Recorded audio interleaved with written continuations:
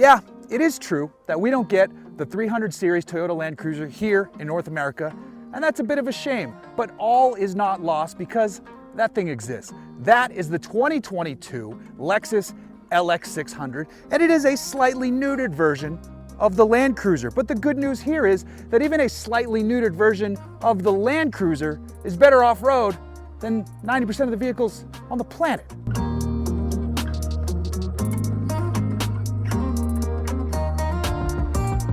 So what separates this from the 300 series Land Cruiser?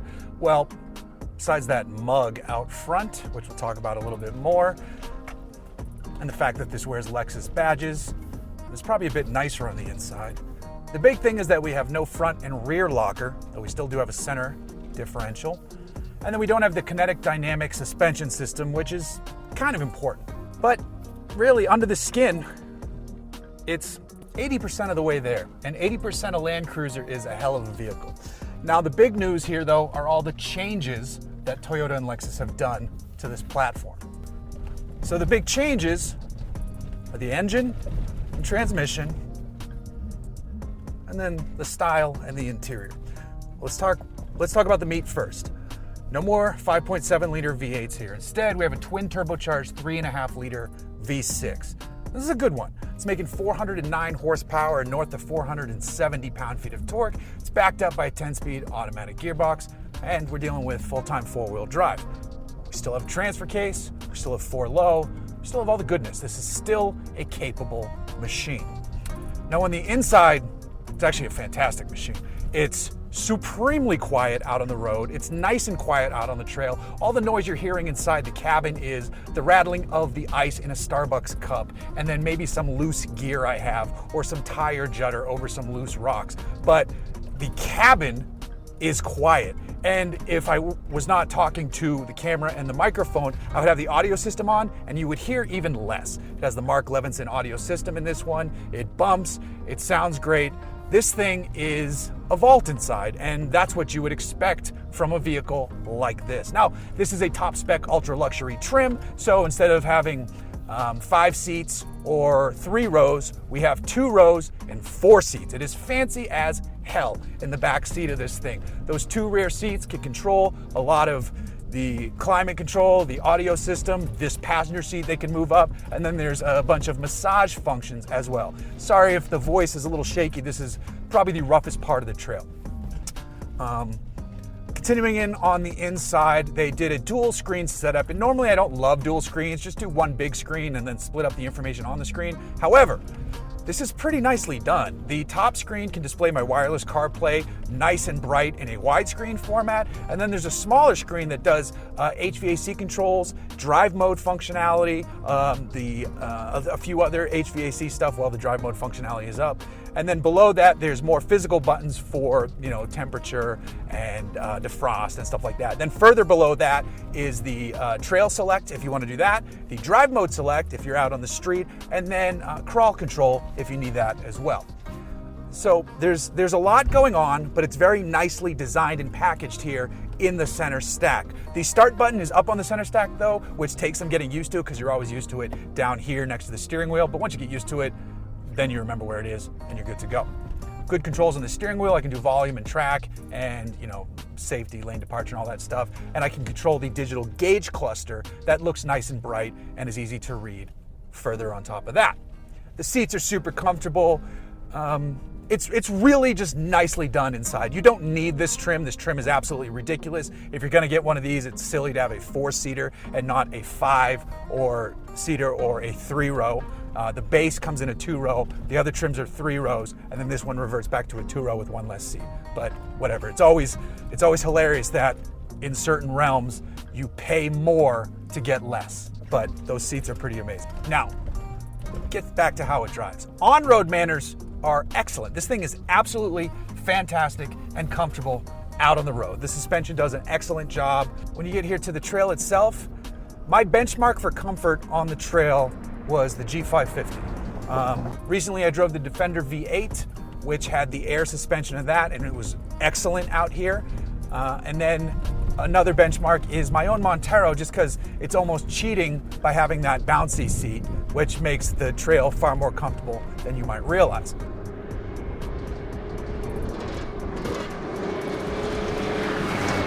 I think I have a new benchmark.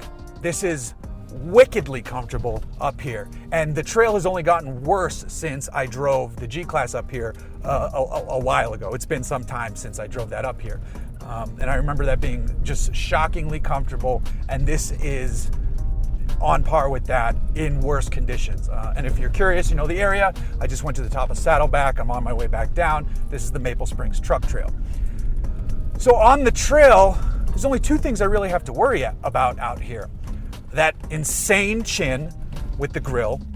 It seems like it's nicely beveled at the bottom, and I have not hit it, which I'm actually surprised about, because there's a couple sections where the nose dips down pretty sharply, but I'm waiting for something to happen, and nothing has happened, so that's good. And then the other limiting factor here are these tires. This thing is fitted with 22-inch wagon wheels.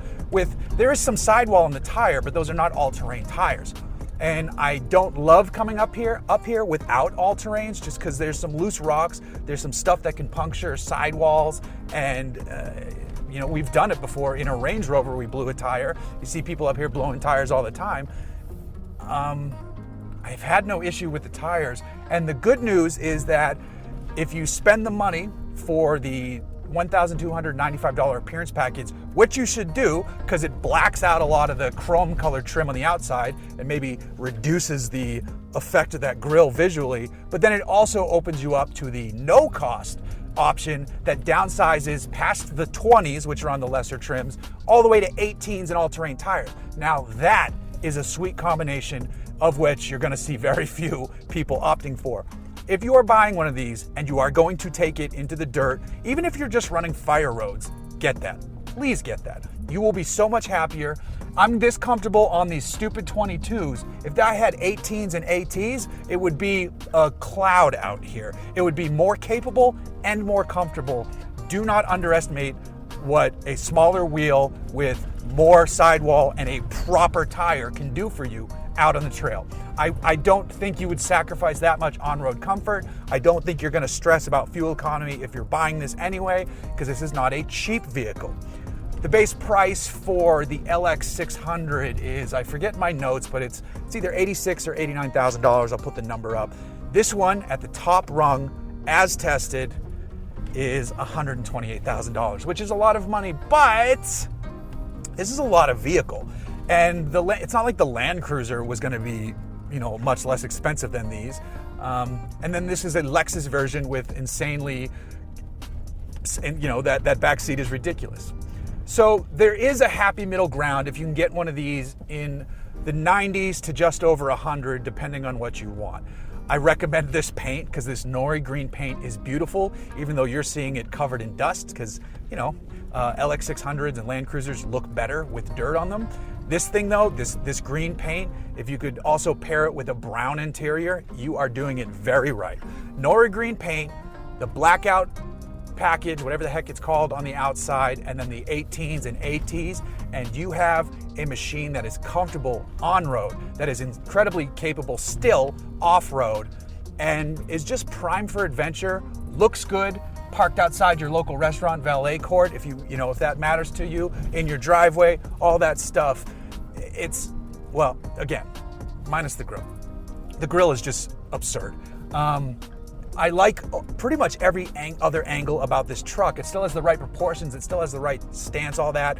Toyota Lexus are holding true to what they call the golden ratio in terms of the wheelbase. It's 112 inches, 112.2. And they've used that on the LX since 95. It goes back to the start of the 80 series, which I think came out in 90. They've used that 112-inch wheelbase. This gets a wider track than the last version, but the wheelbase is the same, and to them it's just a magic number for on-road, off-road comfort, capability, all that good stuff. Now, within the different drive modes, there's a lot to talk about this thing. Within the different, multi-terrain selector, you can leave it in auto. I have it in dirt right now. It puts it into from normal height to H1. If I need to go higher, I can go to an H2. I think H1 probably leaves a little bit of travel range over H2, though when I had it in H2, it wasn't really crashing, but there's that extra sense of comfort in H1. And It walked up a few features here comfortably. I have not aired down the tires, these stupid tires, and it's so well built. It's so comfortable. It adds a layer of confidence that just makes you push a little bit harder on the trail, for better or for worse. For better here, this thing can get you in and out. And then on top of that, the brakes are great, and they're not massively oversized so that you can downgrade to those 18s. You know, they think of things when they build these, and this is very well built. Yes, I would love to see the 300 series Land Cruiser here, but it kind of is. It just exists in this, and it makes sense for our market, because if you're spending $100 on a Land Cruiser, you just have to get it with the Lexus badge. Would the kinetic dynamic suspension system be much appreciated? Of course it would. Would front and rear lockers be appreciated? If you're doing real wheeling, yeah, 100%. It's a game changer on the trail just to have a rear locker. I found that out this past weekend when I was off-roading in the Ozarks in Arkansas in an 80 series Land Cruiser with a turbo diesel engine swap from an out-of-market Land Cruiser. So the engine was amazing. The suspension, Dobinson's full suspension all the way around, 37-inch tires. You know, just a beast of a machine. I'll put a picture of it on the screen. Beast of a machine, absolute monster. There was something wrong with the rear locker, and there were a couple sections on trail where, you know, lightly modified 4Runners could walk up, and we couldn't do it. We had to winch ourselves out of some spots, which was actually a great learning experience because I haven't had to do a lot of on-trail recovery. I want to do more now. I want to take some courses, learn a bit more about that side of it. But if we had had a rear locker, it would have been a joke. It would have been, you know, insane. And even without that, it was still quite a capable truck, like this one. But the Land Cruiser is just a bit more special, specifically for off-road stuff. Every other area, it's basically the same, and then this one's nicer inside. So you're getting those people who are going to spend $100 on a Land Cruiser. You're getting one with a nicer interior now, and you just go to a different dealership to get it. Talking fast, because I'm thinking fast, while spitting this crap off the top of the dome. Let me see. Pull up my notes for some more facts and figures, because I know there's I'm going to pull over here. I'm going to hit a few points so that I want to get it all out, because there's a lot to talk about this one. So I'll just boogie down the trail because no one's coming. It is a Thursday and this place is empty. Pull over here. All right, let's see. Body on frame, built on the TNGA, you know, the global platform. This is the GAF version. This gets 6 lugs instead of the 5 lugs. The trims are base, premium, F-Sport, which is hilarious, luxury, and ultra luxury. Though on-road, the F-Sport gets a rear stabilizer bar, so it's probably even better on-road. Compared to the outgoing V8, it gets 26 more horsepower and 76 more pound-feet of torque. The tow rating is 8,000 pounds, so it can still tow. And then all versions have the lockable center torsion diff, but the F-Sport gets a torsion in the back. Now that is not a locked rear diff. That is just a limited slip rear diff on the F-Sport. I'm 90% sure of that. I don't think that gets a rear locker, because that wouldn't make sense. Let's see. MTS crawl control multi-terrain monitor. So MTS is auto, dirt, sand, mud, deep snow, and rock. Crawl control is low range only, which it'd be nice if they open it up to high, but if you're crawling, I get why they do that. And then there's a multi-terrain monitor, which uses 4 cameras to help you see around the vehicle, including under the rear floor, which is kind of amazing. It scans ahead and then shows you what's coming for the back, which is kind of nuts. This has auto height control, or you can adjust it yourself. It can crawl or climb up 45 degrees. The approach angle is only 21 degrees without the AHC, the auto height control. It's 25 with it, and then if you put it into high 2, it climbs to 27. Departure is 21 without it, 24.9 with it, or 26.3 in high 2. The fording ability is 27.5 inches, so good, not Defender good, because that can do 34 inches, which is just ridiculous. No locking diffs except the center. Wireless CarPlay is great, especially because now you can load up Onyx and Gaia if you have subscriptions to those, and they look good on the map. It's really nice to be able to pull it up right in your wireless CarPlay. That's just a very helpful feature. Wanted to make sure I hit those, because sometimes I just forget some shit, and I don't feel like doing voiceover. But I am wearing my microphone because I've been lazy the last few videos, and the audio has been shit. Let's sum up, because I'm dragging along here. This thing is quite capable as it sits. Is it all the way a Land Cruiser? No. Is it close enough for the average consumer? Definitely. You're not going to see a ton of these getting dirty, but they can. And they can have fun out here, and they're quite comfortable, and they are a set of tires away from really just even being more amazing machines. Brakes are good. Steering is light to a level where I appreciate it. It's not just overly boosted. Let me back up for the Subaru. Wilderness, heading up the hill. Good to see. So, there you go. It's easy to come in this and be cynical, disappointed, and all that stuff, especially if you're a longtime Land Cruiser fan. Trust me, I get it. I am happy to tell you, though, this thing's great. I hate the grille. I wish it had at least a rear locker. Everything else is awesome. It's not tossing me side to side, which I expected on a vehicle this big when you're off-roading. I'm not getting tossed about. I'm comfortable. I am happy. LX600, if you're in the market for this thing, you want a big vehicle that can handle, oh, hello, Lexus. Let me go. I don't know where I can go. You might have to go back down. I got nowhere. I got nothing, buddy.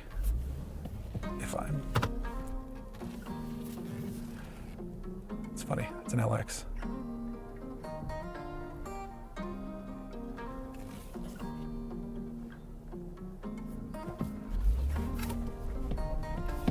Yeah, I think that'll work.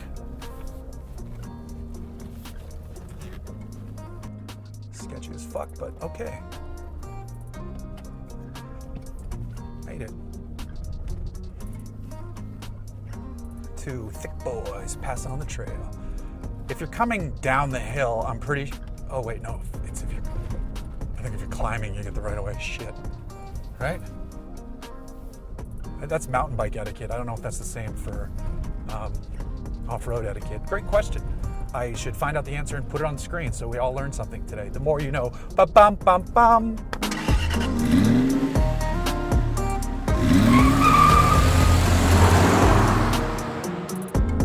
I was supposed to go that way. Let's turn around.